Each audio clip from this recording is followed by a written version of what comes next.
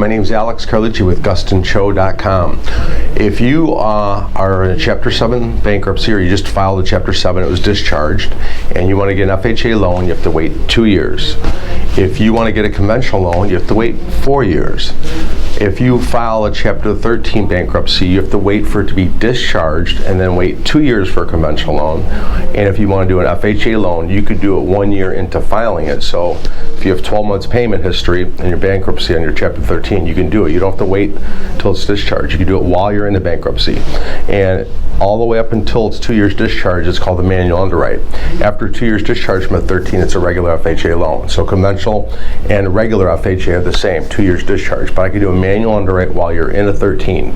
So those are the breakdowns of how long you have to wait if you're in a Chapter 7 or if you're in a Chapter 13 bankruptcy for FHA and conventional. If you got any questions, give me a call anytime, 630-915-7550. Please subscribe. It helps you. Bye.